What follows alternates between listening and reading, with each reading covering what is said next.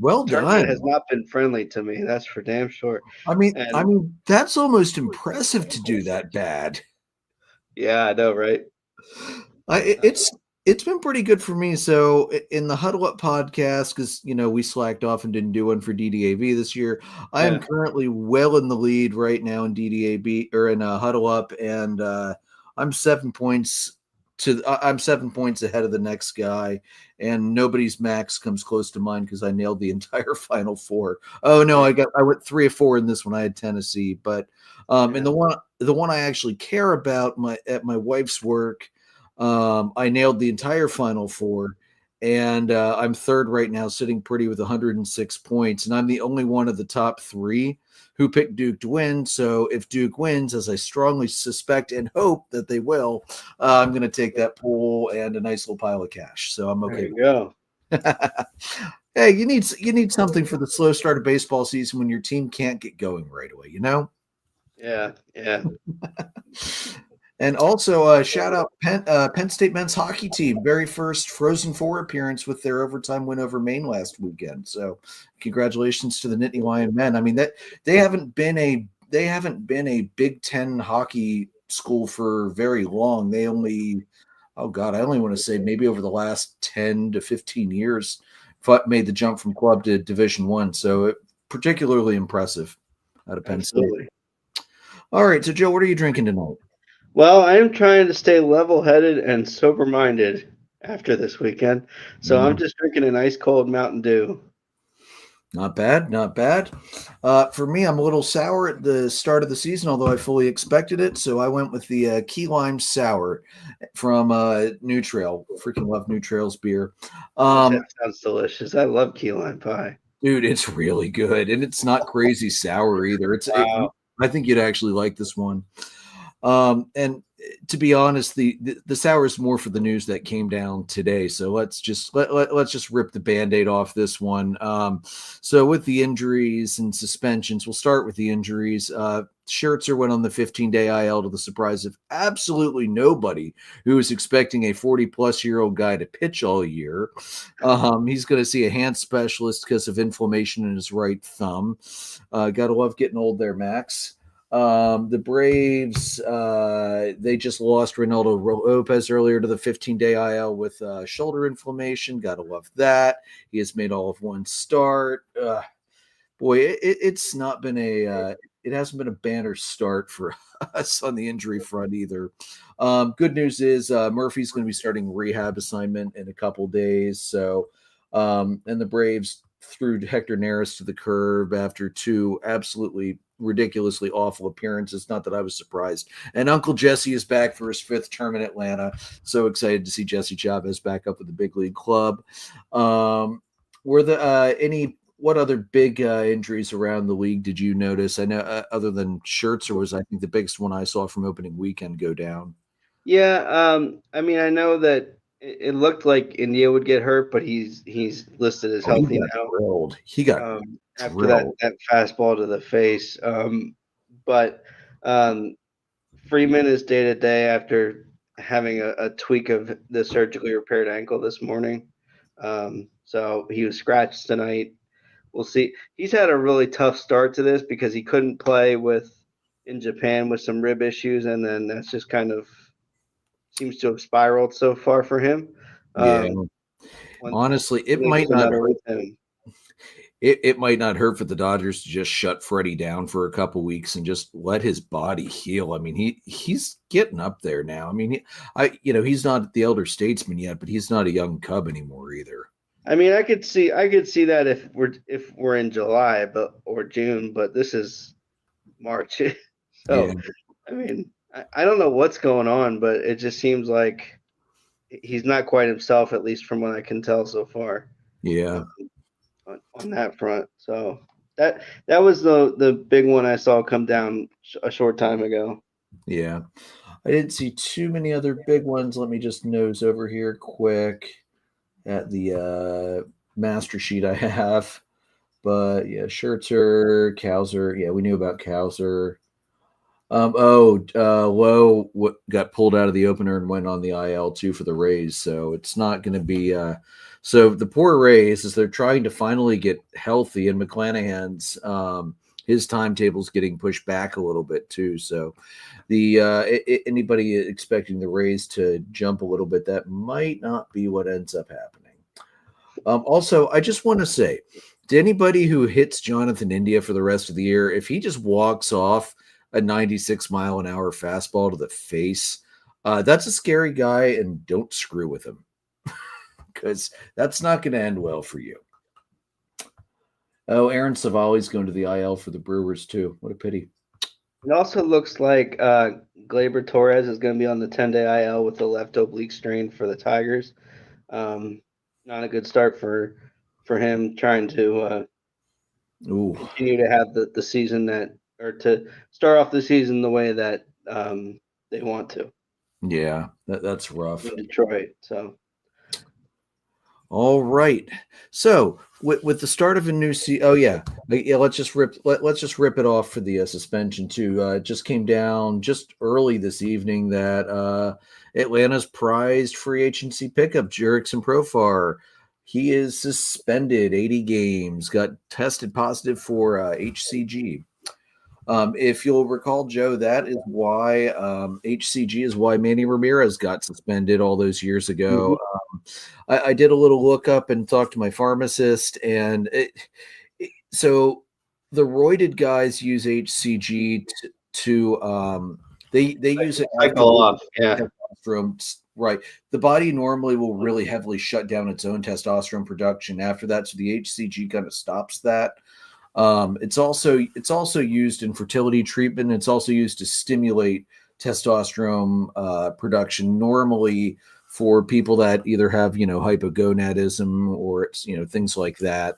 So there are valid medical exemptions that if he had been using it medically, he could have applied for and would have gotten an exemption for. Clearly not the case here. He did release a statement about, being apologetic about it, got tested 8 times last year and never in his career has tested positive, which obviously it's only an 80-game suspension, not the big one. So, and because he is suspended when he returns, if Atlanta makes the playoffs, he will not be eligible for postseason play. That was a newer rule from the last CBA that if you have a PED suspension at any point in the season, you are not eligible for the postseason roster at all. So, not, if this was going to happen, this was not the time Atlanta wanted it to happen, with Acuna still out. So outfield depth's pretty thin. They picked up, they traded with the Reds today. It was a cash trade to pick up, who was it? Another cast-off player. We had Stuart Fairchild and Alex Verdugo, who they picked up on a minor league deal before the season started. Almost made the opening day roster. Well, now it has already been recalled to the major league roster to take Profar's spot. So it just seems like everything, and I'm sure you'll get into this more, but like it seems like everything that could go wrong in Atlanta has gone wrong in Atlanta so far. Yep. For Atlanta, at least. Yeah, they're 0-4. They're actually striking the ball pretty well, and they're not finding holes. But we'll talk more about that later. But so that's the big suspension news that just came down earlier this evening. I honestly, he can say what he wants, but buddy, come on. It's not like this is the first. It's not like this was the only positive test. They do it. Baseball does just like all the other professional leagues do.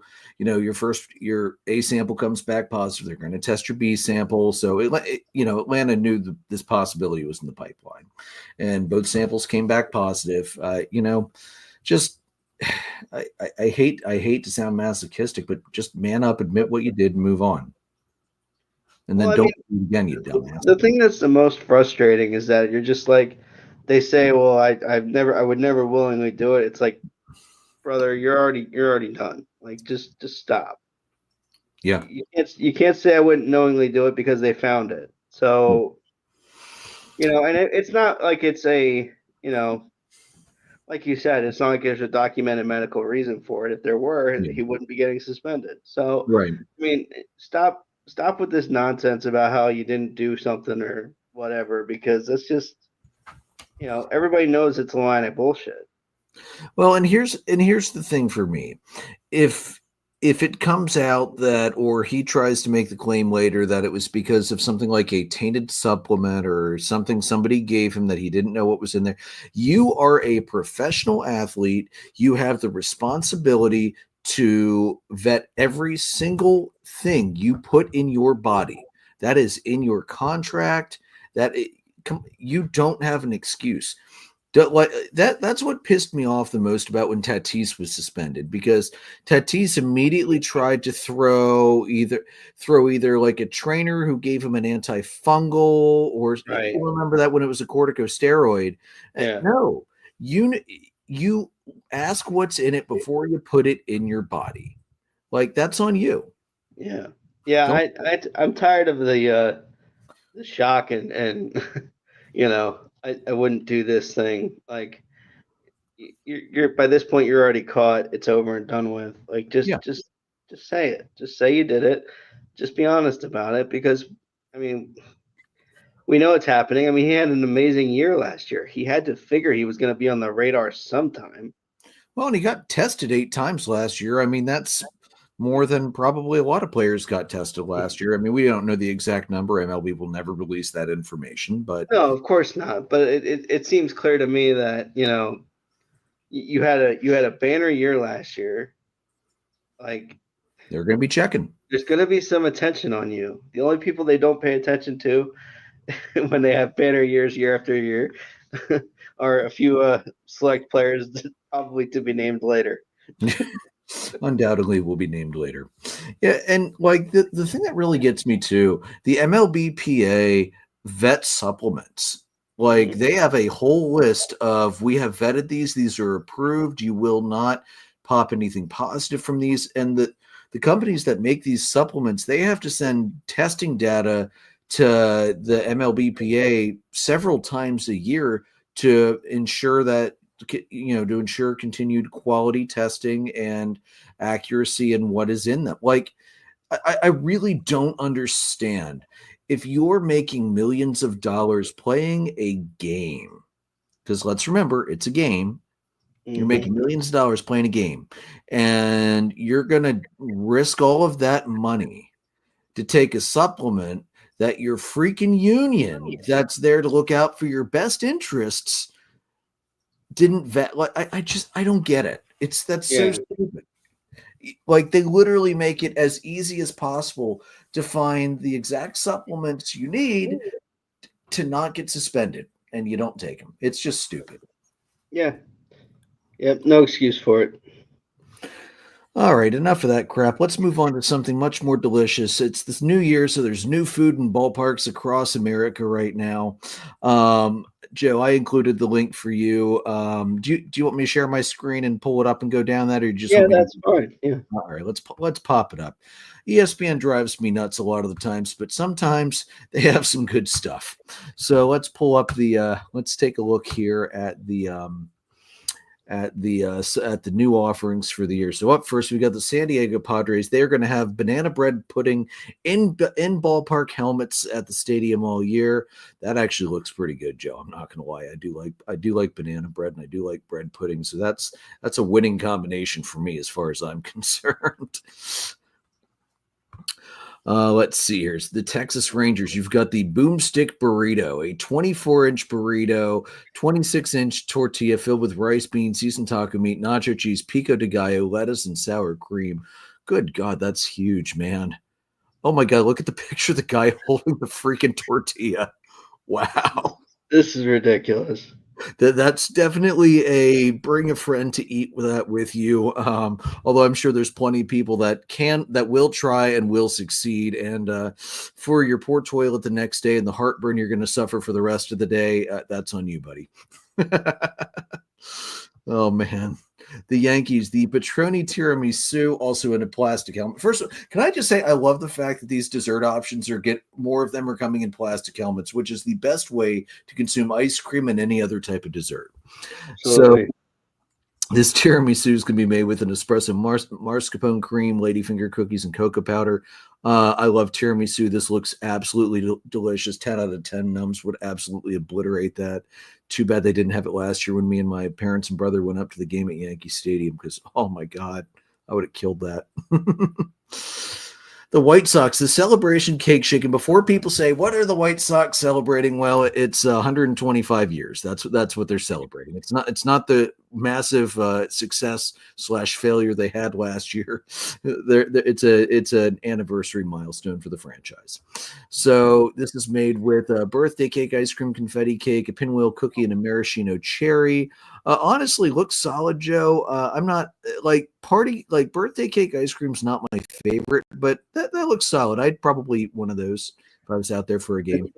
That's one of those that I'd like take home after like On it, it would be worth parking getting lot. Like just to get the freaking cup too, because it's an anniversary cup. yeah, I feel like some of these things like I'm not gonna eat a dessert at a ball game. I might eat it on the way home, but like Yeah, it's true when you're stuck in traffic.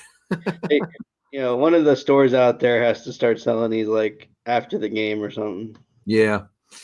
Let's see here. The Mariners, the What Up Corn Dog. It is a blue dyed, honey battered corn dog with a spicy crunch served with nacho cheese. I'd try one of those. That looks tasty. I love corn dogs. We actually last summer we did homemade corn dogs because that's one of Ben's favorite summer treats, and he had a lot of fun skewering the hot dogs and stuff, and knock them in the oil. And I think he ate 3 of them that day. So clearly we did okay. All right, the Phillies, the s'mores quesadilla. This looks delicious. Nutella mini marshmallows, graham cracker crumble, and a flour tortilla, and it's served with a chocolate dipping sauce. Yeah, that's another 10 out of 10 nums for me. If I get to Philadelphia this year, I'm going to be getting one of those. All right, the Yankees again, the Petroni slash Mr. Softy Sundae, vanilla ice cream, hazelnut hot fudge, cannoli praline crunch, and vanilla panna. Oh my God, that looks good too. Oh man. What's the one dude on TikTok that goes, "I'm never going to be a skinny guy"? Yeah, I feel that right now. Getting a little more getting away from the tricks and stuff here. The Pirates and the Giants are going to do the giant popcorn bat. Uh, I wish I knew. I wish they would say how much popcorn is in there because that does look like a lot of popcorn.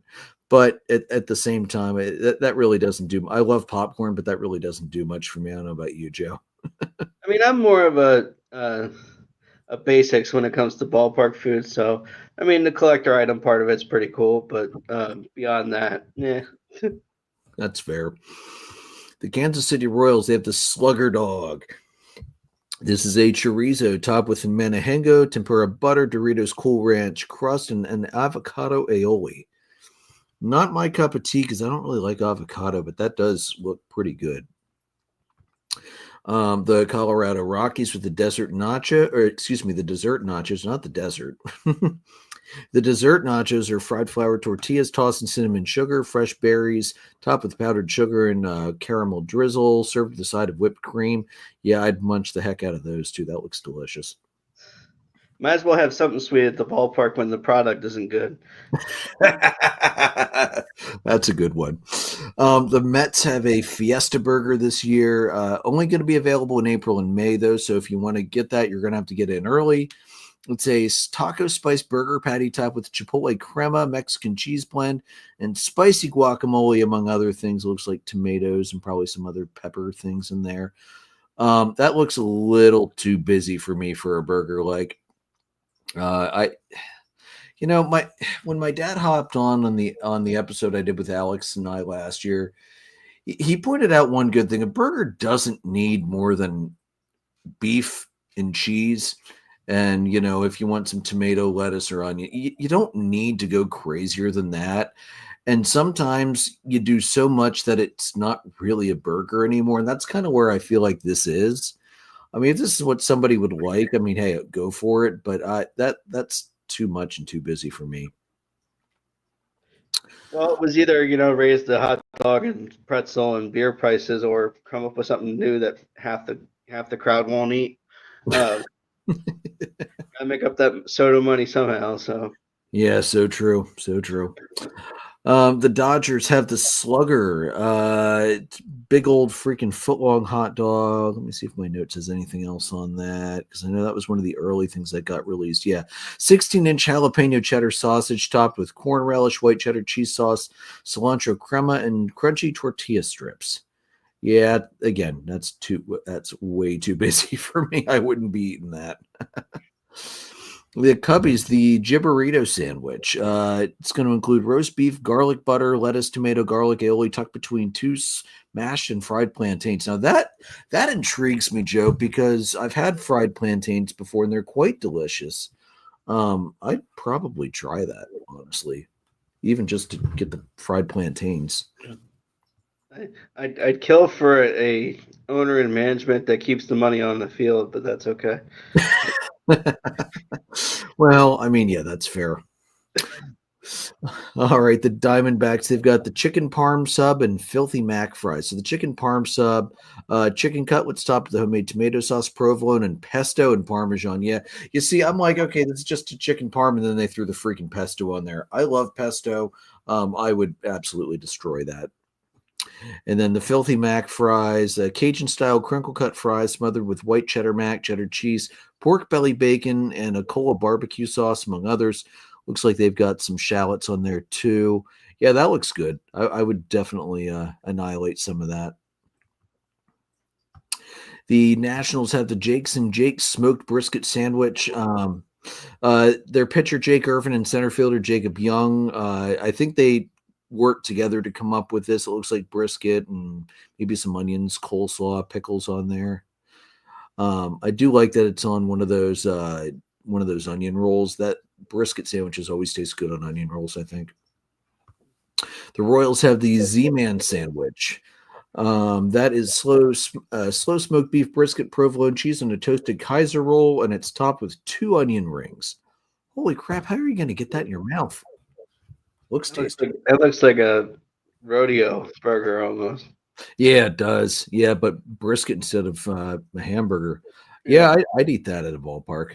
Although, to be honest, I might take the onion rings off because my mouth is big, but it ain't that big. All right, so that's all that's been released so far. Obviously, I know Atlanta, they do something new every year. They haven't had a home game yet. They're not home till next weekend, so I'm sure the clubs that started on the road, they'll probably be announcing over this week what they're adding. So we will elucidate everybody once more that comes out. Like I said, Joe, the new dessert options this year look good. I understand you're not a big dessert guy when you're at the ballpark, but honestly, solid options all the way around. Although, let's remember, Dollar Dog Night is always my favorite time to go to a ball game.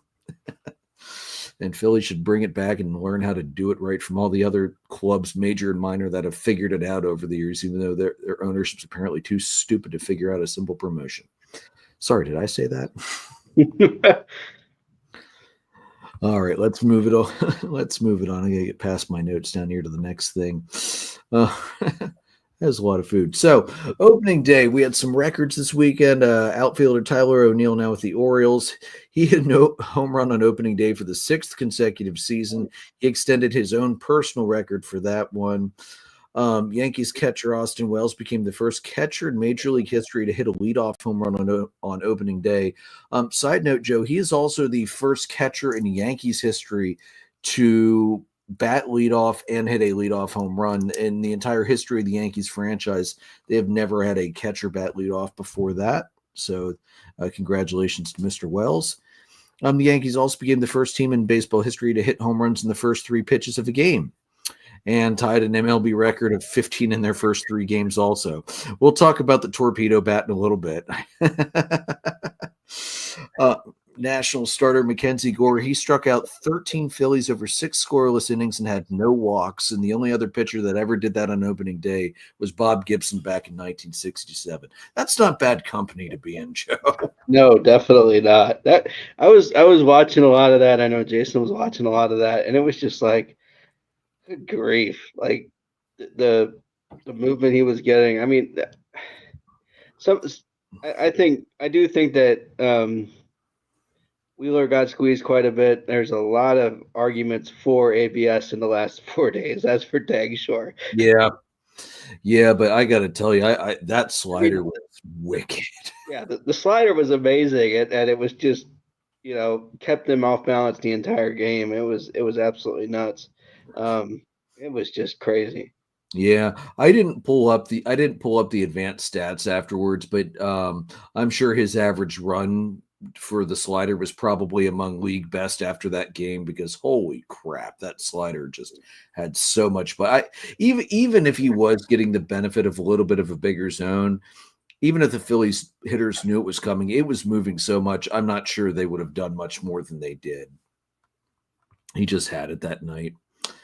And then on the sad side, because you always have to mention at least one sad record when you do these things. Rafi Devers, he's off to a roaring start this year. He struck out an MLB record 12 times in his first 4 games and was also the first base MLB player to ever strike out 10 times in the first 3 games of a season. Good And God. that number we learned right before we came on air is now 15 in 5 games after today. So Rafi is on Yeah. the struggle bus, but I mean, last year they mentioned it a bunch last night in the Padre Braves game that Arias like started the last couple years like 0 for 13 and won the batting title twice, and it's like, Yeah. you know, It's a 162 game season. You're going to have ups and downs for everybody, but oh man, that's 15 Ks in 5 games. That is not an exemplary start to the season. It's going to take a while to dig out that batting average. yeah, I'd be interested to see just what's caused that. I don't know if he's been playing in the field or if he's been DHing only. He's been DH the entire Yeah, time, and I wonder if I oh wonder yeah, if that has affected it because I know I was reading a while ago when after the DH was made league wide, Chipper Jones came out and said he was really glad it never happened while he was playing because when they would go to American League fields and Bobby would give him a day off in the field and let him DH, he said he always hit like crap because he couldn't get out in the field and just wipe his mind clean to what happened in the last at bat. He would just keep thinking about it and thinking about it. So there could be something to that theory. yeah, and I think just all of the uncertainty about his role going into spring training, coming out of spring training, I think that's had a lot to do with his rough start to start the year. Yeah, I mean, he didn't. And I don't know if he had a hit today, but he's had all of 1 RBI, 2 walks. He's got like, well, yeah, because no, I don't think this was updated with today's log yet. I'm looking at Baseball Reference here, so Yeah, hold on, let me pull MLB up because they'll have the updated. It's this is just that's rough to watch. Because we know he's a damn good hitter. He's been a top fantasy choice at third base for years now. It's just not, it just has not been his time start of the season so far. Here, let me pull the box up. Yeah, Devers. Yeah, he did not get a hit today. He went over 3 strikeouts. He did have 2 walks, so his OPS is up to 0.174. Average is still sitting at a dead goose egg. It might not be a bad idea to give Bregman a day off in the field and throw Devers back out at third base to give him a day to play in the field so he has something to think about besides hitting. yeah, for sure. So the full attendance figures have not yet been released, but it looked pretty good across the league. 47,395 in the Bronx, 42,366 in Wrigley. They weren't home. Oh, they weren't. Oh, No, they were in Chase Field in the that's right. desert. They weren't Chase. Yeah, Still good turnout for Chase Field though. yeah. Get 42,000. Jacob DeGrom finally back on the field. That was really nice to see DeGrom actually be out there and pitching. No decision, but he pitched well. 2 hits, 5 innings, 6 strikeouts. I know he was on a pitch count. I think they said like 75 pitches was going to be his max. So good to see DeGrom back out there. Hopefully he can stay healthy this year. As Harper said last year, baseball is always best when you get to see the best players playing the whole time. So hopefully we finally get to see DeGrom play more because he is one hell of a pitcher when he's healthy. And then the Marlins, they inducted Jeff Conine into the Team Hall of Fame and his son Griffin Conine, homered in the same game. Jeff is the first member of the team's Hall of Fame. His nickname is Mr. Marlin. He was the face of the franchise when it started, and he helped the team win their 2 World Series their first 2 back in 97 and 2003. So congratulations on Jeff Conine and being inducted to the team's Hall of Fame. It's wild that the team's this old and they have it, that they only just now decided to start a Hall of Fame. I feel like they didn't have to wait quite that long. Probably not, but hey, better late than never. Yeah. Well, and on that same line, at least it's not like some teams I can mention that just retire numbers to retire numbers, whether they really should be retired or not. New York. So I'm okay with it, to be honest. And honestly, he is the right guy for it too. Jeff Conine was absolutely the face of that franchise from the start till he retired. So yeah, good for him. So the Yankees' insane power up. Let's talk about these torpedo bats. 36 runs in 3 games, including that 20-9 spanking they put on Nestor Cortez when they welcomed him back to Yankee Stadium with the Brewers. Nestor was the pitcher who gave up 3 home runs on 3 pitches, and 2 more later. He made it 64 pitches before he finally got the hook. Jesus H, man, that's 20-9 this early in the year is absolutely stupid nuts. I mean, hey, I'm not upset to watch the Brewers get obliterated. I know you weren't upset to watch it either.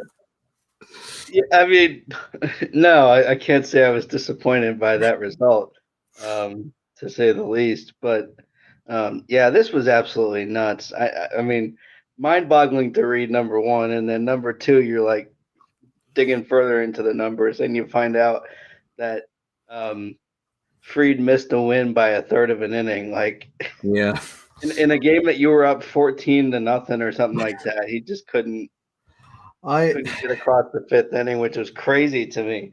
But I mean, that was just that. Yeah, this is nuts.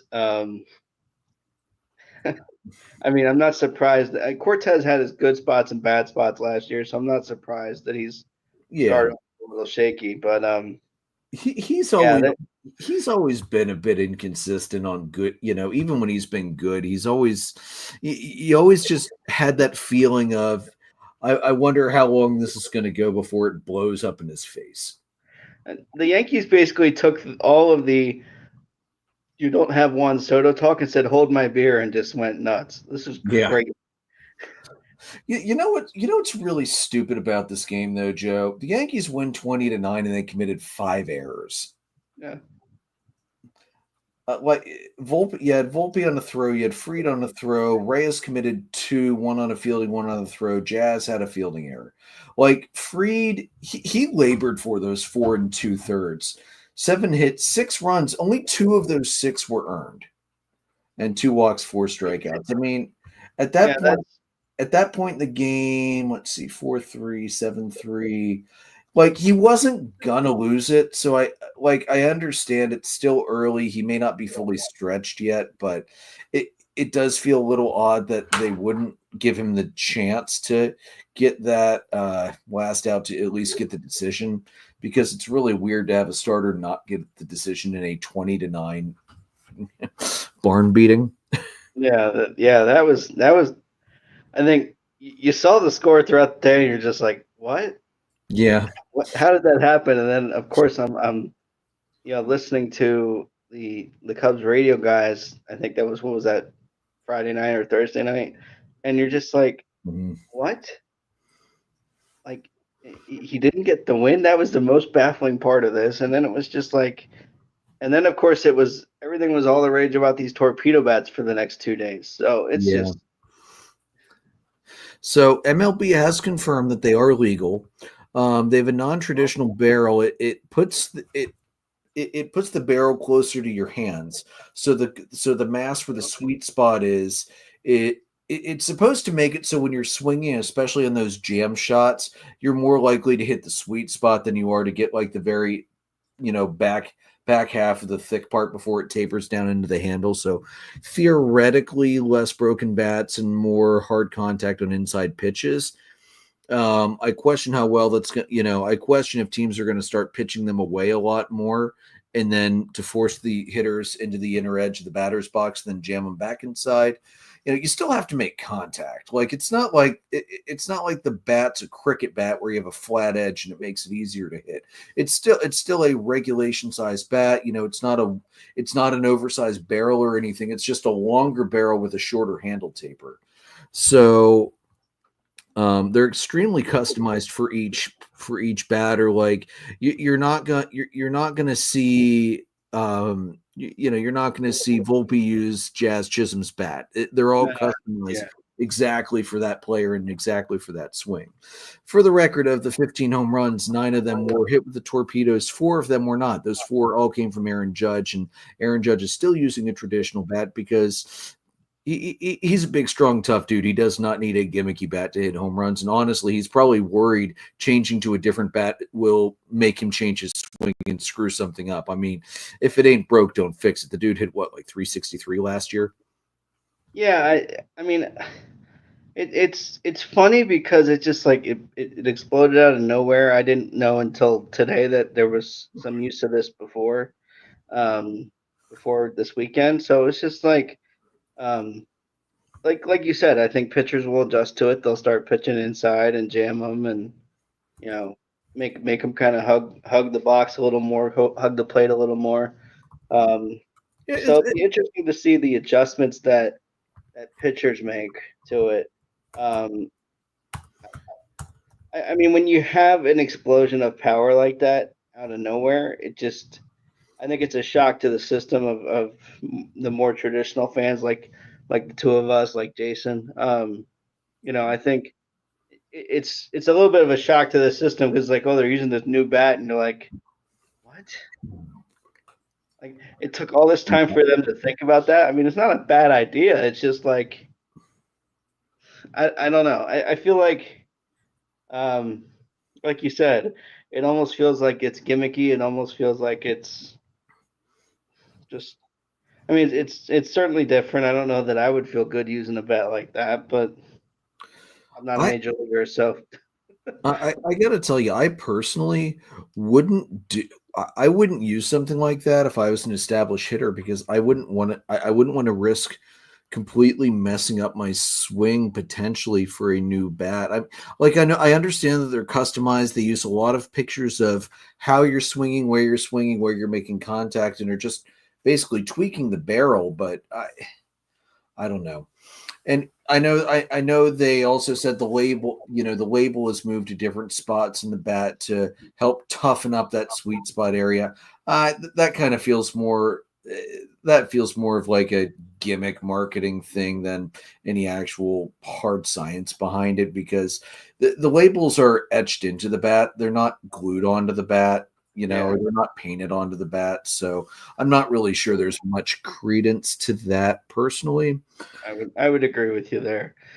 It feels to me as if this were another team doing it, MLB would not have rushed out so quickly to say it was legal. Yeah. That they're kind of protecting their own a little bit here. It just kind of seems that way.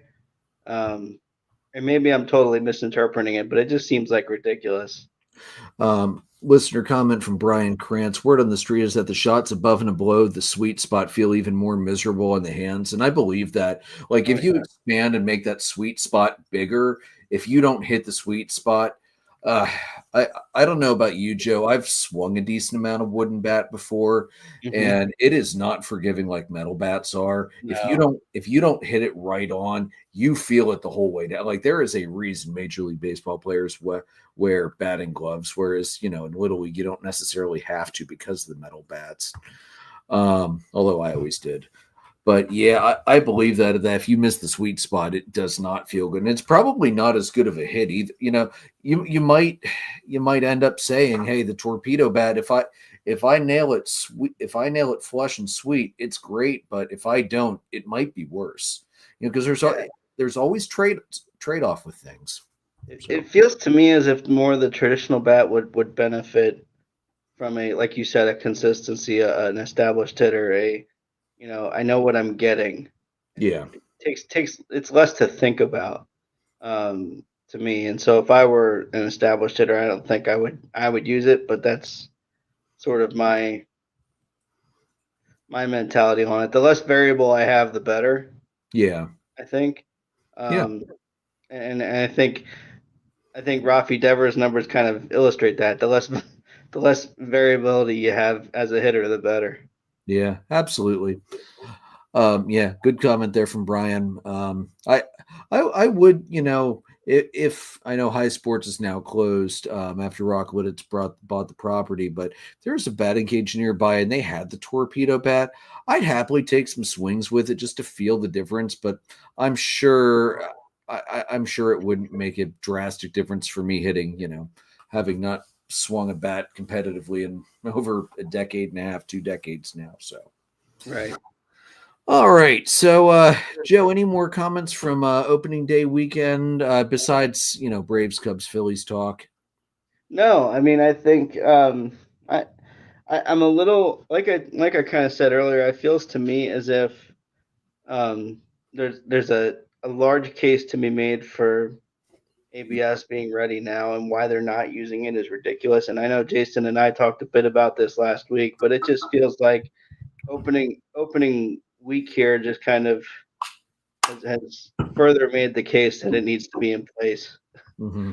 Um, it's just there's too much taken away. Like I said, I think I said a lot of this last week, but if it's you know a ball width away, that's one thing. If it's a ball and a half, 2 balls away from the zone, like that's a problem. Yeah. It changes the at bat entirely. Um, And even if we don't go ABS, why the challenge system rolled out successfully in spring training? Why aren't we using it?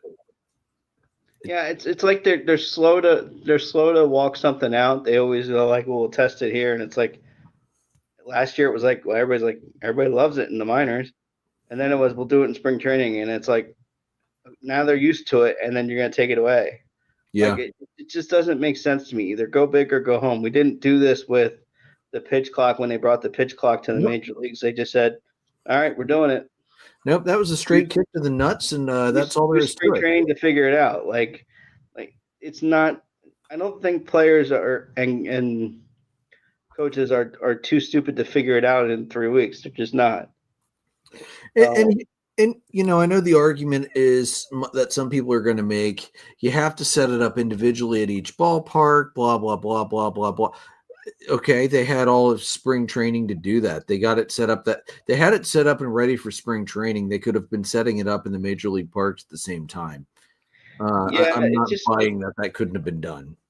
when we can have you know when you watch a tennis match now and they challenge it, it doesn't take super long and it No, it's, it provides a level of certainty to the sport because that Rafa Nadal got it in even if Federer didn't want to swing at it. Like it's yeah, they'll show you even if it was only yeah in by a millimeter and a half. They will show it. They will show it right there. It's absolute transparency, and that's what when they were doing the challenge system in spring training, they would pull up the replay. It would show exactly where it hit. yeah It was quick. It did not slow the game down or anything like that. no Those replays took what 30 seconds tops. yeah it's a little ridiculous to try to make all these excuses that they make for not doing this. It's now that you have things like Scorecard and all those other places now, like the fans are expecting accountability from the umpires, and it's time for the MLB to put up or shut up about accountability across the board. Absolutely. It's overdue. Let's be real. It's been overdue. Just I'm just pulling up scorecard here. I which game did you really want to talk about the opening day Washington Philly game? Yeah, I mean it was kind of glaringly obvious. There were a couple that Wheeler should have gotten that he didn't, and I think there were a couple maybe that both of the guys got and shouldn't have. But it just seems to me like it's it's pretty easy for us to figure out, what's good and what isn't. So let's pull it up here. Let me pop this up on the screen here so we can see that. So for those of you not using Twitter anymore, they still have their own website, and they're also shared everywhere on all social media. So you can always find a scorecard anywhere. So taking a look here, let me see if I can pull up the big one here. So accuracy 92.6. That's not awful. That's not great. The consistency was at least okay. He did, there was definitely a favorite of Washington, as you mentioned. Let me see if I can pull up the full. I thought that actually was going to pull up here. Let me see if I can pull the full tweet up quick.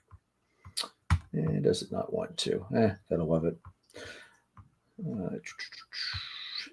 I hate it does that. But anyway, baseball loves to pride itself on data and metrics and numbers. Like, I think it's about time we use data, metrics, and numbers to evaluate umpires. Yeah, absolutely. There's no reason not to at this point. Yeah. It's absolutely stupid not to. Let me see here. Yeah, I'm not going to go through all that raw data. I know a lot of that raw data because I follow them pretty closely, but I understand a lot of people don't. And you saw in the very top of that, there was a lot of green in the very top of that, and the plus two runs one way or the other. That shouldn't happen ever. Like, umpires are better than this, and that just shouldn't happen in this day and age. You should never see more than maybe a run and a half one way or the other. And yeah, a lot of those were Wheeler getting squeezed. Yeah. So, I mean, I know the Phillies won in the end, so who cares? But at the same point, it does matter, though. And if the Phillies batters could have challenged some of those, if Wheeler could have challenged some of those, it could have been a very different result to that game. So yeah, it's just like in the Tokyo series with the Cubs and the Dodgers, like there was a pitch to TK Hernandez that should have been called a strike and wasn't, and then 2 pitches later he hits a homer. So it drastically alters the at bat, and that would have been strike 2 or strike 3. I forget which one, and it's just like, it's one thing if it's the beginning of the count, not that matters, but like it's one thing if it's the beginning of the at bat, but when it directly impacts the end result because you call it a ball and 2 pitches later he hits a home run, like now you're starting to directly impact not only the outcome of the game, but the health of the pitchers that you so greatly care about. So you got to make up your mind here. Yeah. Like I know I'm just looking at across all teams right now. Looks like a lot of teams aren't getting too badly hammered so far, like with the favor numbers. But there's some pretty, but like the Cubbies average favor through 4 games so far is -1.5. Cleveland's at -1.5 right now. Kansas City plus 1.5. Miami's at +2. Milwaukee's at -1.74. Although when you give up 20 runs in a game, favor doesn't really matter. Philadelphia's -2.5 on average so far. So, and Washington's +2.5. Texas is +1.7. I know it's early, and that's something we're going to stress throughout. It's early. You can't make too big of a fuss over the numbers right now. But at the same point, that is a little concerning to see already that some umpires are calling favor that much one way or the other. Whereas, you want to see it ideally within, you want to see umpires on average, you want to see the teams, within plus minus a half a run each way. Yeah. You don't want to go in much more than that. So hopefully these are outliers. Hopefully just the umpires getting into it too.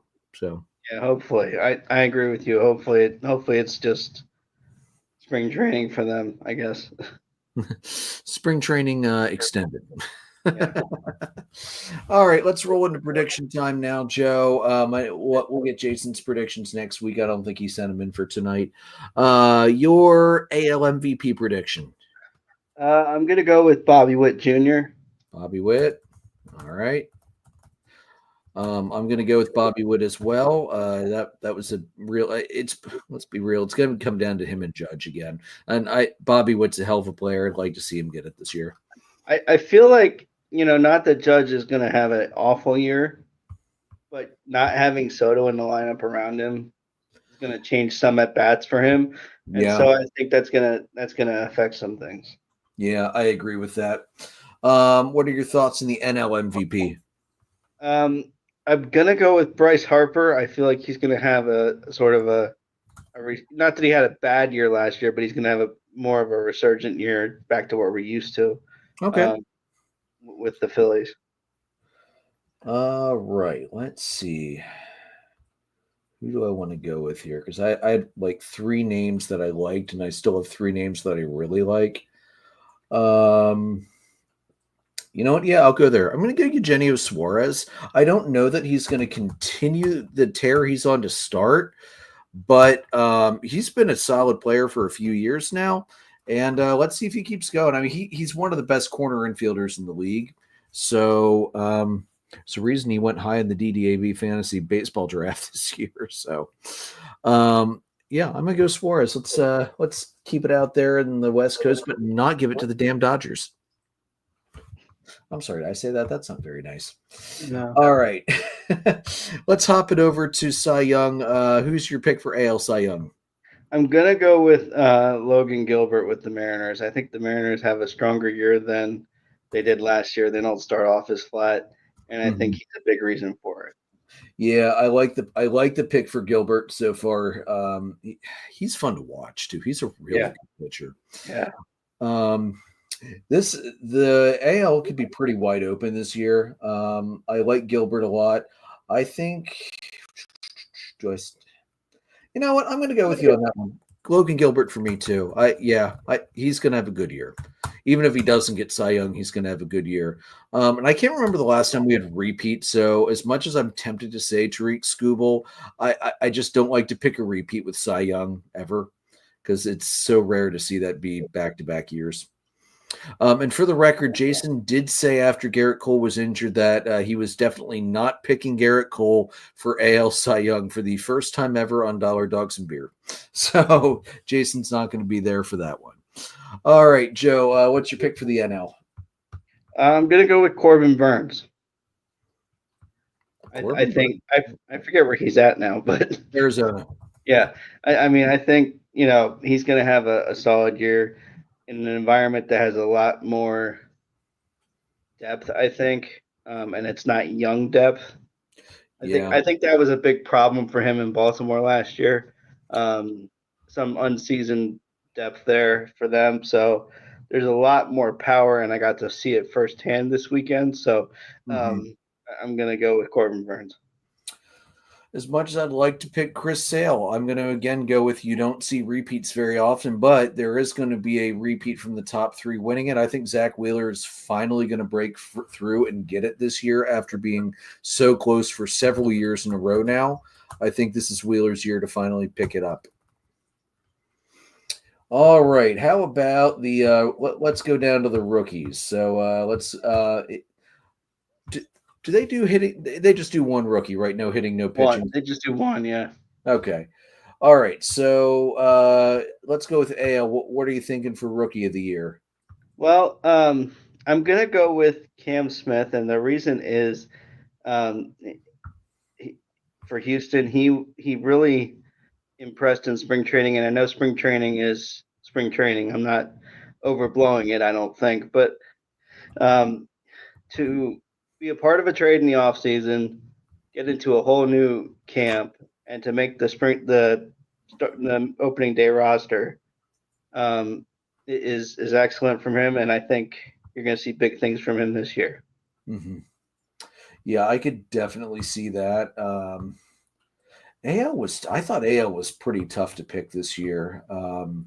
Cam Smith did look really good. You're not wrong about that. Do I like any of the pitchers this year? No, the pitchers don't really see. There are some pitchers I'd like to see. Like I'd love to see Jack Leiter do well, but I'm not sure I'm that big on it being Jack Leiter this year. I'm gonna go. How about? Do I really want to go Boston? Yeah, sure. Let's go Boston. I'm gonna go Christian Campbell, the second baseman out of Boston. So I could really see that, and I think if he's able to latch on to that position, which they haven't had a everyday super talented second baseman since Pedroia retired. So I think if he's able to latch on to that position and really latch on to the big leagues, I think he'll be fantastic.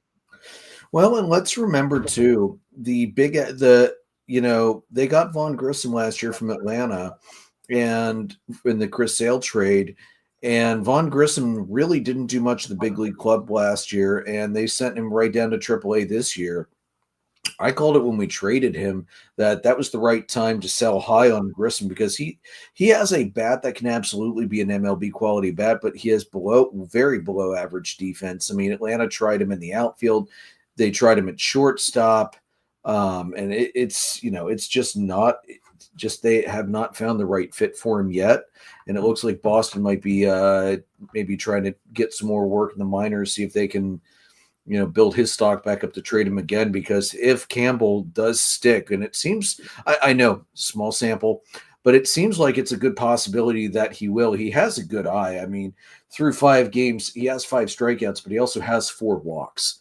I mean, that to me is the bigger indicator that he might, be able to find that long-term success to stay there if he's got a good enough eye that he's averaging almost a walk a game.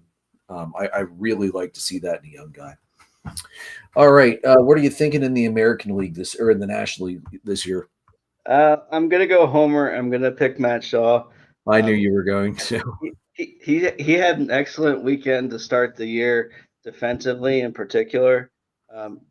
Defensively, he's excellent. Offense will come, but defensively, he's fantastic. Yeah, he's got a smooth glove. He's very smooth and loose over at third base. He's fun to watch. Sure is.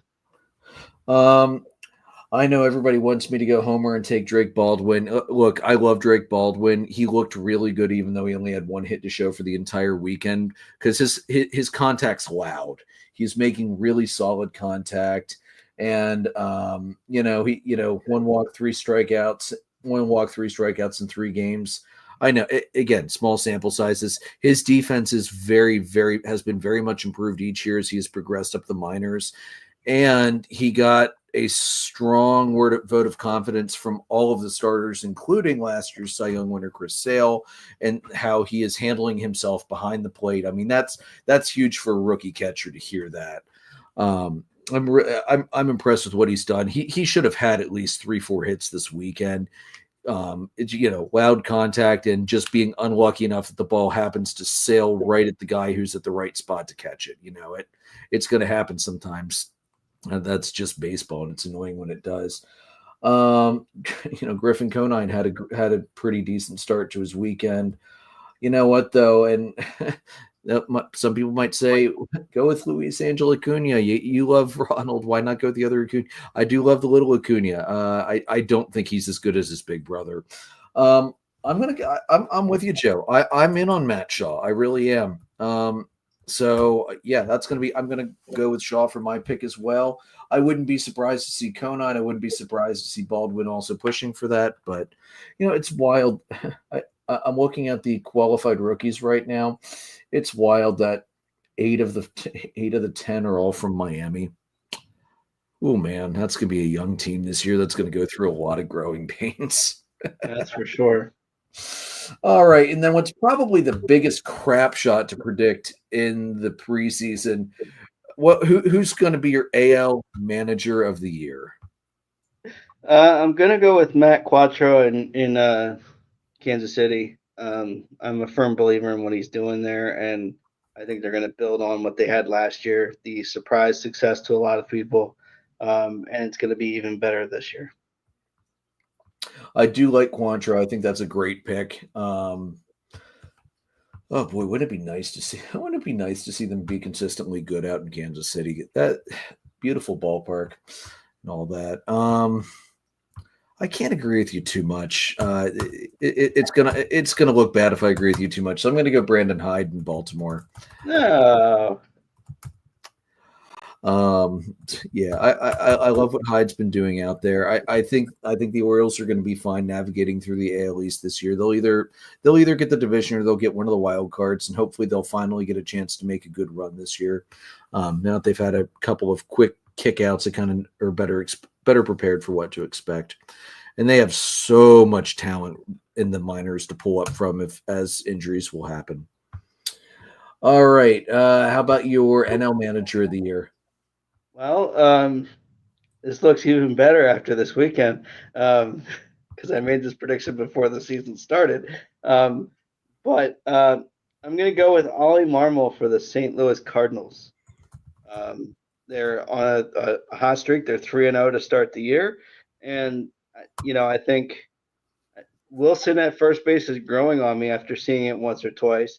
Yeah, he's Um, doing pretty well over there. so, um, I think I know that it feels like they didn't do enough again this offseason to get better.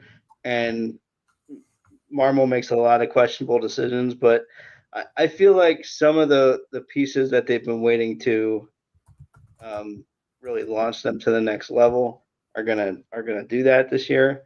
And I think Arenado's gonna have a much better year than he did last year. You're probably not wrong. You're probably not wrong about that. Oh, I do want to pop up Brian here. For AL, he is putting Stephen Vogt for the repeat. I could see that. I could absolutely see that. I'm gonna go with the former Cardinals guy that they shouldn't have let go, Mike Schilt. I I still don't understand why they let Mike Schilt go. Probably because they're idiots. I think he was second last year in the NL voting, and hey, the Padres look good this week, and they definitely took care of business against us. Granted, we had no lucky breaks come our way one bit, but you know. And also, I do like I have a soft spot for San Diego. They've got great fans out there, nice people. And if I have to root for if I have to root for a West Coast team, it's going to be San Diego because I'm still very much on the screw the Dodgers train I, for the foreseeable future. I do think, depending on how things go, because he's just always had a way of winning wherever he's at. I think Francona is a Yeah, dark horse for this because if the Reds are able to do what been able to do everywhere else, look out. it's really hard to not pick Tito. It really is. I just I'm not I'm not sold on the Reds being good for any significant period of time until I actually see it happen. And this is not a knock on Tito. It's just the Reds are going to Reds kind of thing for me. So yeah, I would not be shocked. I think you're absolutely right that he could be he is an excellent dark horse pick. I'm not quite there yet. When we get past the quarter mark and we reevaluate this, I might be changing my tune. All right, Joe, what were your thoughts for the Cubbies for this opening weekend? Um, I don't know how to feel about this. It sounds to me as if from looking at Cubby's Twitter, YouTube, all that the stated goal from the club was to split this weekend. You came one boneheaded base running play away from losing 3 of 4. Yeah, Uh, this to me was disheartening as a fan, particularly after watching the abysmal offensive performance in at least one of the two, um, Tokyo games where you had 3 hits, and it just feels like finally the offense was there this weekend, but the bullpen was just horrific. Um, like, um, you know, they to give you some perspective on this, not a single Cubs reliever this weekend in the 4-game series had a clean inning. Not Ooh, one. that's bad. Not one. They gave up 17 runs, 24 hits, 9 walks in 12 and 2/3 innings as a bullpen. Like, I'm just not. I'm not really sure I understand this. Like, on the season so far, they have an 8.34 ERA as a group, a 2.29 WHIP. Opponents are hitting 351 against them. Dude, that's so bad. They have a 16.1% walk percentage, and 92.2 is the average exit velocity on a bullpen pitch right now. So I don't really get it. It seems to me as if the reclamation projects just aren't working. And how long can Cub fans and how long can the Cubs really keep saying, well, the infrastructure is fantastic? Well, yeah, the pitching infrastructure may be fantastic. I'm a big fan of Tommy Hotovy. He's great as a pitching coach. But you're trying to develop these guys. You don't develop anybody internally. You're shopping for these guys. And you're reclaiming damaged goods at this point, and none of it's materializing. You had I'm forgetting his name right now, but you have a guy in Merriweather who was fantastic in 2023, got hurt a bunch last year, couldn't play, and he's back. Julian Merriweather, he's back. He warms up twice, 2 nights in a row, and doesn't go in. And then on Sunday, Council says he's not available, and it's like, he hasn't pitched. What do you mean he's not available? He's warmed up twice, 2 nights in a row. What do you mean he's not available to pitch? I don't quite understand the logic, how they're handling it, the development side. Like, to the point where you have a lot of people in Cubs land who, whether it's a bad move or not, are pining for the days of David Robertson. Like, not again. I'm a Robertson fan in a lot of ways because he just says, "Give me the ball, I'll throw it." But like, when you're pining for a guy that you haven't had in 2 years, I think that's a problem. And the fact that they just continue not to address it is ridiculous to me. You could have had Tanner Scott. You could have had Kirby Yates. You could have had any of these guys that were out there this offseason, and you didn't go and get any of them. Yeah. I'm kind of at a loss for words when it comes to the bullpen. You're not a contending team, as they like to say. If you're holding your breath every time the bullpen comes in. You're just not. And you can't go out right before the season. I think it was on Thursday or Wednesday. Jed was out there saying there's very little margin for error, and then you have a shitstorm of a weekend. It's not very encouraging for a fan base. No, it's definitely not. You're absolutely right about that. Yeah. So looking at Atlanta and San Diego, it was a frustrating weekend. I said I messaged you guys last week and said I'd love to see a split. I would not be shocked if it goes 1-3 or 0-4 or 3-1 or 4-0. And the Braves could not catch any breaks at all this weekend. Opening day was a 7-4 loss when Hector Neris predictably imploded and couldn't get a freaking out after Chris Sale got through 5. Actually, Braves chased Michael King pretty quickly in the first game. He only got through 2 2/3. And Sale got through 5 solid. Lee looked good in relief, and then Neris came in the 7th and couldn't record an out and had an infinity ERA for a little while on a 3-run home run, which was just a god-awful pitch. I don't know what the hell he was thinking throwing that thing. Aaron Bummer, got tagged after that, and Grant Holmes shut it down fine. In the second game, it was a really close 4-3. That was pretty contested. And then once again, bullpen late just could not get it done. After Reynaldo Lopez gave him 5 solid. I mean, 3 runs is not ideal, but Dylan Cease, the Braves got to Cease even though he was racking up strikeouts. They still tagged him for 3 runs and chased him after 4 and a third. He didn't get through 5.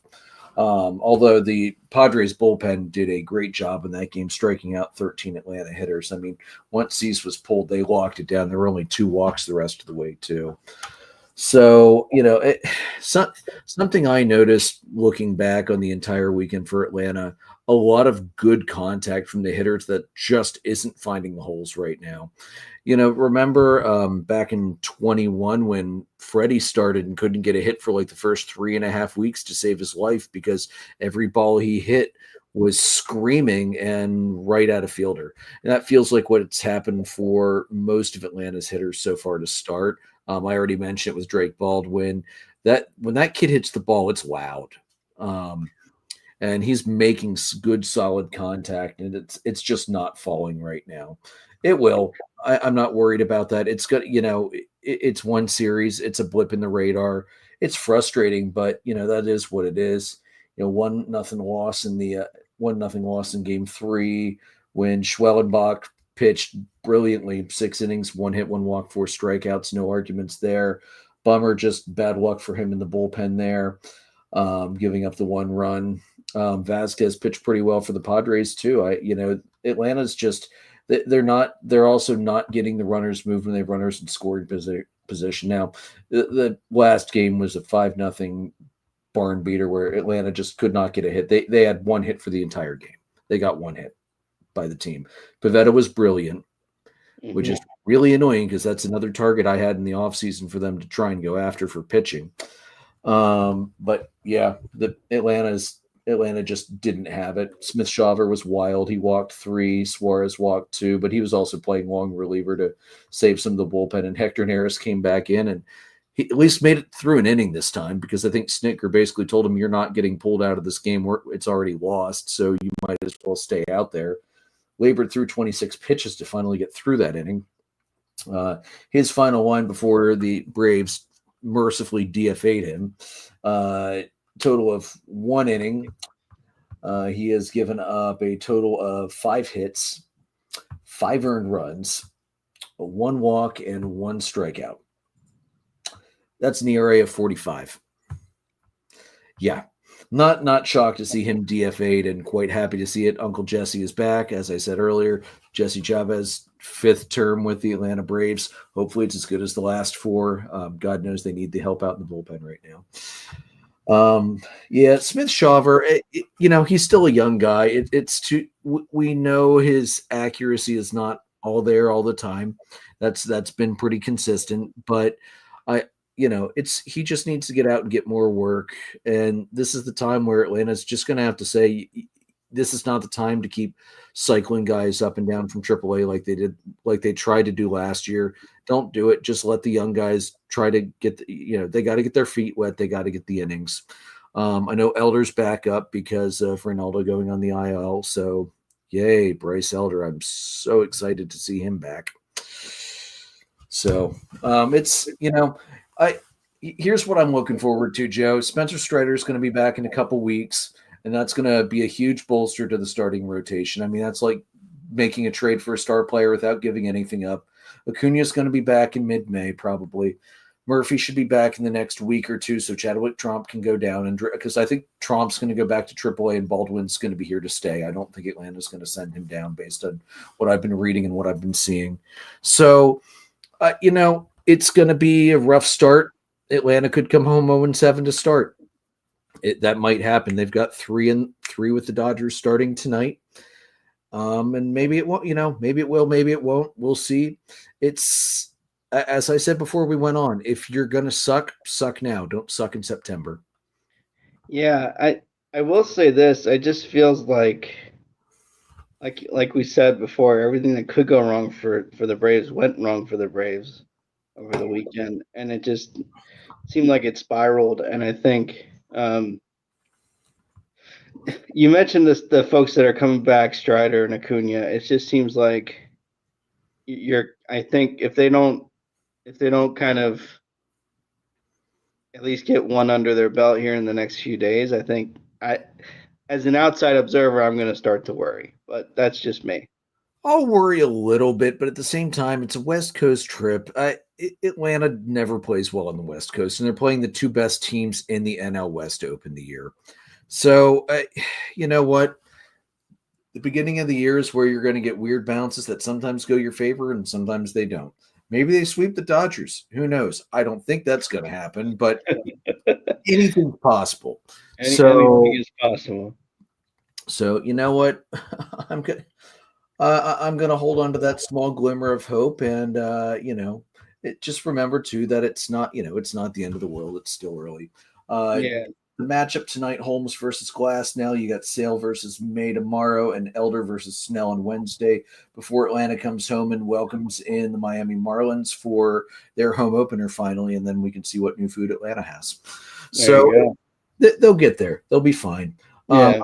I like that we're sending Sale out for at least a game. I mean, Elder's probably going to get eaten alive by Snell because it's Elder. But hey, maybe Bryce Elder's finally learned to consistently find the strike zone and will turn back more towards the all-star pitcher he was 2 years ago instead of the utter disappointment he was last year when he couldn't hit the broadside of a barn.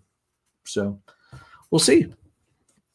I'm not super concerned though, not yet. It's too early to be super concerned. And one thing I want to point out to everybody is the last time Atlanta started 0-4, they won the World Series. That was back in 2021.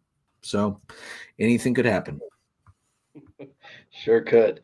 Yeah, I think the other thing just on the Cubs is that I was pleasantly surprised by the offense production wise. The at bats the guys were taking. The defense looks really sharp with PCA. Don't run on PCA. Just don't do it. That was a heat-seeking missile that he threw. That was a plant and throw too. There was no crow hop in that one. That was just like no. Good luck. That's a fast man with a big arm. Yeah. And you know how I rave about Michael Harris's defense, and he plays great defense too. PCA's cannon though. That should scare anybody trying to tag up. That's not De La Cruz. It definitely should. It definitely should. So I mean, I was impressed by the defense overall. The offense was pretty good. Feels like pitching is kind of where they need to iron some kinks out. So hopefully they can do that. I think as far as the Phillies go, I'm sure Jason's happy to take 2 of 3. Yeah, I'm sure he would have. Anytime you can take 2 of 3, as he often says, you at least win a series, and that's important for momentum purposes. It kind of felt like, I think yesterday it just seemed like, because that was a shutout, if I'm not mistaken, or like a 5-1 loss. He said Nola being Nola in midseason form already, which doesn't surprise me. But I think they'll figure it out. They have too much talent to be worried yet, and I think, like you said, they probably had the best weekend of all of us. So yeah, no doubt about it. They beat our combined 2-8. Yeah. Well, oh no, not 2-8. That's right. 2 of those losses were in Japan. That should be a damn exhibition. I'm sorry. I hate that those are real countable games, but whatever. Clearly, MLB doesn't care. No, they definitely don't. All right, so obviously we didn't bother to do a hot list this week. Adulting reliever Moneyball. What's the point after one series? It's kind of silly. Just like the first show after the All-Star break, we don't do one that week either because there's almost no games played. There's no point. So hot list adulting reliever, all of that will return next week. Hopefully Jason's feeling better and can join us as well. So, guys, audio recordings are available on Anchor, Spotify, Google Podcast, Apple Podcasts, pretty much anywhere you can find podcasts. We're live on YouTube and Facebook. Merchandise is at redbubble.com/people/DDAB-podcast. You can follow us on Facebook at facebook.com/dollardogsandbeer. We are presented by Dark Arrow Podcast LLC and sponsored by Baron Barbershop over in Mannheim. Guys, may your dogs always cost $1. May your beer always be cold. And I also just wanted to throw a quick shout out to my owner and boss, Chet Patel, for the shout out from the Lids Apothecary page when we had our jerseys on at the store for opening day. So everybody, we'll see you next week.